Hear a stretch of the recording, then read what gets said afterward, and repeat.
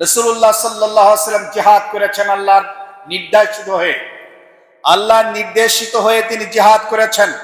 জিহাদের যে কত আয়াত কোরআনের মধ্যে, আপনি অবাক হয়ে যাবেন। এবং রাসূলুল্লাহ বলেছেন কিয়ামত পর্যন্ত জিহাদ চলবে, এই বিধান রহিত হয় নাই, হবেও না। তিনি যুদ্ধ করেছেন এবং প্রতিরক্ষামূলক ব্যবস্থা গ্রহণ করেছেন। রাসূলুল্লাহ সাল্লাল্লাহু আলাইহি ওয়াসাল্লাম বদরের যুদ্ধ করেছেন, উহুদের যুদ্ধ করেছেন, খন্দকের যুদ্ধ করেছেন। এভাবে অন্তত ৮০টির মতো যুদ্ধ সংগঠিত হয়েছে। এর সবগুলোই ছিল আত্মরক্ষামূলক। রাসূলুল্লাহ সাল্লাল্লাহু আলাইহি ওয়াসাল্লাম সমাজ সংস্কার কিভাবে করেছিলেন?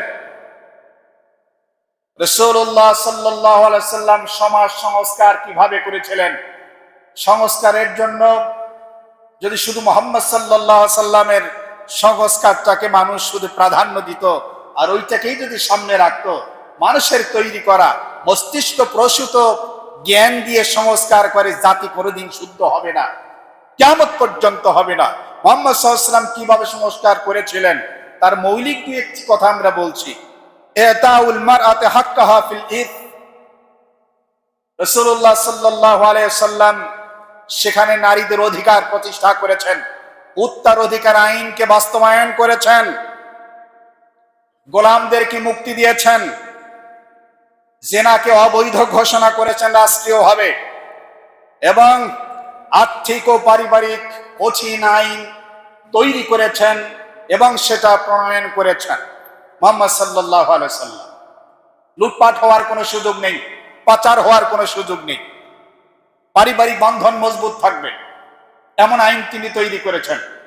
আজকে সোশ্যাল মিডিয়াতে দেখলাম এক মহিলা খুব করে বলছে, আমার ছেলেটাকে যদি দিন শিখাতাম তাহলে আমার ছেলে আজকে আমাকে বৃদ্ধাশ্রমে রাখতো না। কারণ যারাই কোরআন হাদিস শেখে তাদের মা বাবাকে কাউকে দেখা যায় না যে কোনোদিন বৃদ্ধাশ্রমে রেখেছেন।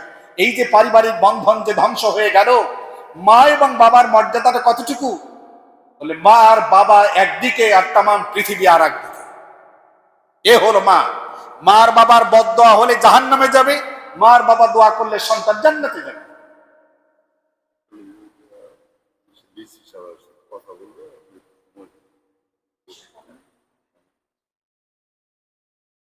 রাসূলুল্লাহ সাল্লাল্লাহু আলাইহি ওয়াসাল্লাম এসে আর্থিক এবং পারিবারিক আইনকে প্রতিষ্ঠা করেছেন। এরপর তামিমুদ দাওয়া, আমাদের ডিসি সাহেবকে একটু বসতে দেন। তামিমুদ দাওয়া, আমভাবে ব্যাপকভাবে কালিমার দাওয়াত তিনি গোটা পৃথিবীতে ছড়িয়ে দিয়েছেন। যেমন রোম সম্রাট, পারস্য সম্রাটদের কাছে, অন্যান্য রাষ্ট্রপ্রধানদের কাছে মুহাম্মদ সাল্লাল্লাহু আলাইহি ওয়াসাল্লাম কি করেছেন? দাওয়াত পৌঁছেছেন।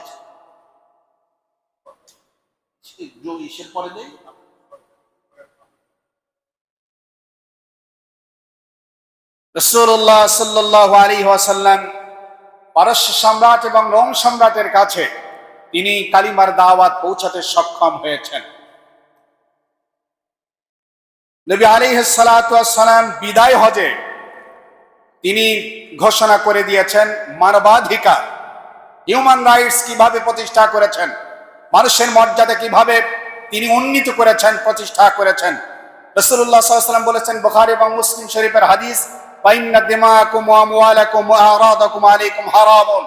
মনে রেখো, তোমাদের রক্ত, তোমাদের সম্পদ এবং তোমাদের সম্মান সম্ভ্রম, এটা তোমাদেরকে রক্ষা করতে হবে। কারো সম্পদ, কারো রক্ত এবং কারো সম্ভ্রমের উপরে কেউ আঘাত করতে পারবে না। রাসূলুল্লাহ সাল্লাল্লাহু আলাইহি ওয়াসাল্লাম এভাবে করেই মানুষের অধিকার প্রতিষ্ঠা করলেন।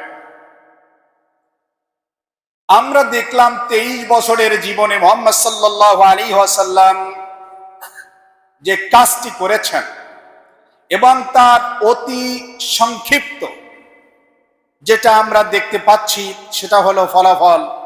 নবী আলাইহিস সালাতু ওয়াস সালাম একটি আদর্শ রাষ্ট্র ব্যবস্থাকে উপহার দিয়েছেন।